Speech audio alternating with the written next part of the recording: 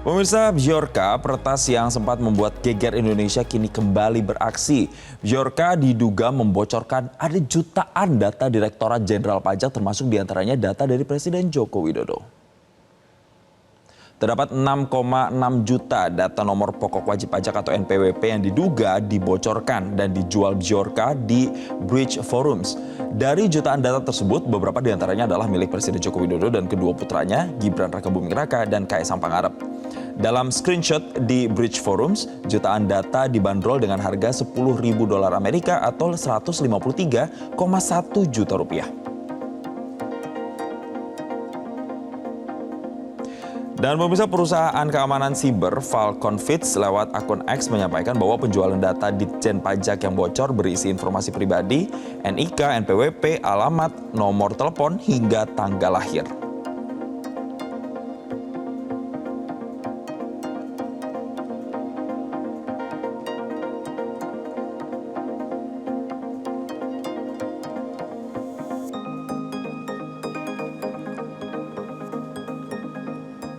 Dan sebelumnya pemirsa, hacker Bjorka menjadi sorotan karena berhasil meretas beberapa data rahasia milik pemerintah.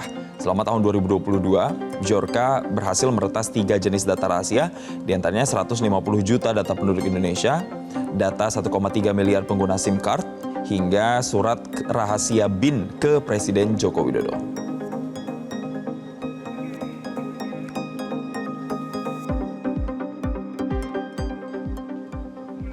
Lagi dan lagi kasus pembobolan data pemirsa, lagi-lagi oleh Bjorka juga. Tapi pertanyaannya, mengapa masih terjadi? Mengapa juga tak kunjung rampung proteksi data warga di tanah air? Dan untuk membahasnya telah hadir bersama kami di studio Muhammad Erza Aminanto, Asisten Profesor Cyber Security, Program Coordinator Master Cyber Security, Monash University Indonesia. Selamat pagi Mas Erza. Pagi, Mas. Baik, terima kasih telah bergabung bersama kami di Selamat Pagi Indonesia. Kayaknya sekarang tuh masyarakat Indonesia dibuat terheran-heran lagi. Betul. Belum lama ada kebocoran Pusat Data Nasional. Data kita semuanya sudah bocor begitu. Dan kemudian saat ini ada lagi 6 juta data NPWP yang bocor, bahkan termasuk data Presiden. Ini oleh Ditjen Pajak, Kementerian Keuangan, lembaga yang besar, lembaga pemerintahan besar. Apa sih yang salah? Sistemnya lemah atau apanya, Mas? Baik, sebenarnya kalau kejadian seperti ini biasanya tuh kita tidak diawali dengan satu kesalahan saja begitu ya, tapi ada rangkaian dari beberapa kesalahan yang membuat itu bisa terjadi. Nah, sehingga dalam kejadian seperti ini kita harus menunggu analisis lebih dalam. Nah, seperti yang kita ketahui dari Kementerian Keuangan, dari Ditjen Pajak juga sedang mendalami ini sebenarnya sumbernya apa. Jadi kita menunggu informasi resmi dari mereka. Tapi ini biasanya ada banyak simpul-simpul kesalahan yang terjadi begitu ya. Apa tuh simpul-simpulnya biasanya, Mas? Nah, jadi simpul-simpul data breach ini misal bisa yang paling besar kemungkinannya adalah insider threats atau dari orang dalam sendiri. Jadi orang dalam ini misalnya kena phishing, klik link apa gitu ya, sehingga ada malware yang masuk, ada spyware yang masuk, adware yang masuk begitu ya. Itu salah satunya. Selanjutnya juga ada kiriman-kiriman malware atau misalnya si grup Bjorka ini menyerang dari luar juga, itu juga kemungkinan bisa terjadi. Jadi ada banyak pintu masuk sebenarnya dan kita masih menunggu kabar resminya seperti apa begitu. Tapi kan ini lembaga negara begitu ya, Mas, Kementerian Keuangan, Ditjen Pajak, bukannya seharusnya lembaga sekaliber itu diproteksi dengan sistem yang begitu advance misalnya. Itu harusnya bukannya seperti itu ya, Mas? Nah, jadi sebenarnya yang saya sayangkan adalah sebenarnya Kementerian Keuangan dan Ditjen Pajak ini adalah dua lembaga di Indonesia yang saya bilang sudah bisa sebagai percontohan lembaga yang lain. Kenapa? Karena mereka berdua sudah comply terhadap ISO 27001, yaitu Information Security Management System. Jadi secara resiko seharusnya Kementerian Keuangan dan Ditjen Pajak ini berisiko lebih kecil dibandingkan lembaga-lembaga yang lain untuk diserang. Tapi biar bagaimanapun standar internasional ini tidak menjamin free dari cyber attacks. Hanya menurunkan tingkat resiko dan menurunkan dampak ketika terjadinya serangan. Jadi apalagi namanya finance sector itu adalah target utama ya biasanya. Jadi ya memang ya serangan datang bertubi-tubi begitu. Lebih menjadi sasarannya itu lebih besar potensinya gitu ya, Mas ya. Tapi kalau kita flashback lagi, kan sebelumnya juga ada Pusat Data Nasional kita yang juga yang diretas. Kemudian kan itu juga menimbulkan sejumlah pertanyaan publik, kok bisa begitu ya. Dan kemudian ini diulang lagi. Artinya apakah kalau Mas Erza tuh melihat ini sama nih kasusnya? Pola-pola atau modus yang digunakan hacker ini apakah sama atau berbeda?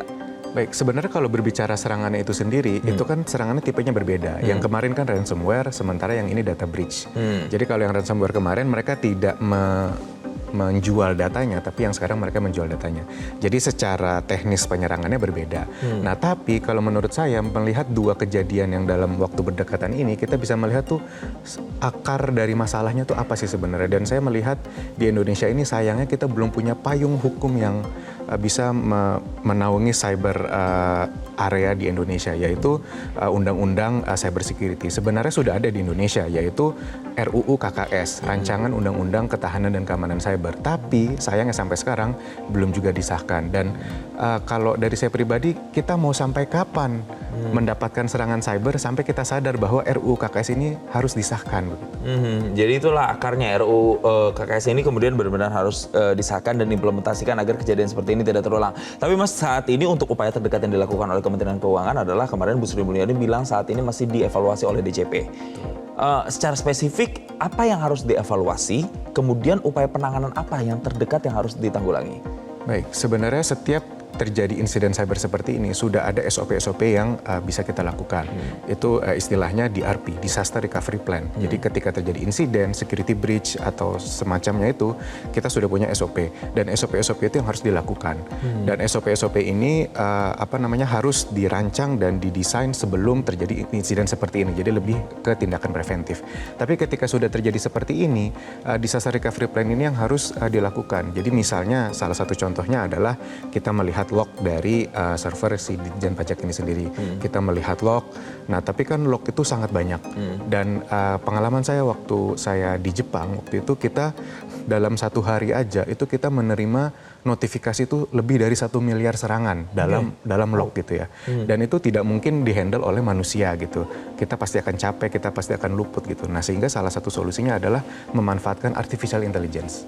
Jadi itulah yang kita lakukan waktu di Jepang sehingga kita bisa memfilter dari 1 miliar notifikasi itu yang mana yang serangan yang penting dan mana yang serangan yang level kecil-kecilan aja. Pemerintah perlu nggak kira-kira Mas untuk misalnya menggandeng badan apa atau menggandeng siapa untuk kemudian bisa menanggulangi masalah ini dan mengantisipasi agar kebocoran data ini tidak terjadi lagi ke depannya? Ya, saya rasa sebenarnya ahli-ahli, maksudnya pakar-pakar cyber di Indonesia ini sebenarnya sangat banyak. Banyak kolega-kolega saya, senior-senior saya juga memiliki kemampuan yang sangat mumpuni. Dan menurut saya, kolega-kolega yang masih di luar negeri juga sebenarnya cukup banyak begitu ya. Dan sayangnya mereka enggan untuk kembali ke Indonesia. Dan ya harapannya pemerintah, apalagi dengan pemerintahan baru nih sebentar lagi, dapat merangkul komunitas-komunitas cyber ini untuk bisa bersatu, bekerja sama dengan BSSN dan terkait ya seperti Kominfo untuk menguatkan perimeter cyber di Indonesia ini. Mas, tapi pertanyaan lucunya gini, ini hacker kan bisa dikatakan dalam tanda kutip bandel banget. Data presiden aja, data menteri juga ikut masuk ke dugaan kebocoran data ini. Bisa nggak sih sebenarnya negara kita ini kemudian melakukan identifikasi atau menemukan siapa sih hackernya? Sesulit apa sih untuk bisa menemukan dan mengidentifikasi si hacker ini, Mas? Baik, sebenarnya kembali lagi tadi ya, ketika terjadi insiden kan kita bisa melihat lognya gitu ya, kita memforensik lognya. Nah tapi memang di lognya itu kan tidak terlihat dengan jelas. Misalnya saya admin dari server Ditjen Pajak, oh ini kelihatan nih Erza nih yang mengakses server tersebut pada jam sekian. Ya padahal saya kan memang admin server dan itu normal-normal aja. Nah tapi bagaimana caranya kita bisa mendeteksi bahwa oh ini kayaknya memang akun Erza, tapi ini kayaknya bukan Erza yang menggunakan. Nah, hal-hal yang outlier seperti itu, yang aneh seperti itu yang bisa kita meminta bantuan ya, quote and quote, terhadap artificial intelligence untuk mendeteksi kira-kira ini seperti apa dan siapa orang di baliknya kita untuk trace back seperti itu. Terakhir, Mas Erza, apa yang kemudian dampak yang bisa terjadi, dampak besarnya kalau kebocoran data ini terus-menerus terjadi di berbagai sektor, termasuk di sektor keuangan, dan apa yang harus dilakukan pemerintah untuk membentengi adanya celah untuk bisa masuk ke pencurian data ini, Mas?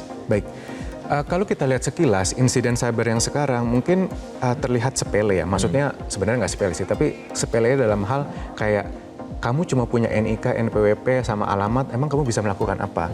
Tapi itu adalah warning yang sangat keras. Itu adalah istilahnya pintu masuk gitu. ada istilahnya namanya doxing. Doxing itu adalah mengumpulkan informasi terkait seseorang dari berbagai sumber yang ada atau open source intelligence. Nah, ketika sekarang mungkin hanya NIK, NPWP, address gitu ya, tapi lama-lama mungkin ada nama ibu kandung, lalu ada nama saudara kandung, ada behaviornya apa. Nah, ketika semua informasi itu tergabung, itu akan menjadi berbahaya. Itu di satu sisi. Tapi di sisi lain, resiko yang terbesarnya adalah sekarang di data breach yang sekarang ini itu ada simbol-simbol negara di dalamnya. Dan namanya insiden cyber itu biasanya cost terbesar itu adalah recovery reputasi. Nah, ini kan negara sebesar Indonesia tidak dapat melindungi even data pribadi simbol negaranya. Bagaimana dengan masyarakat luas?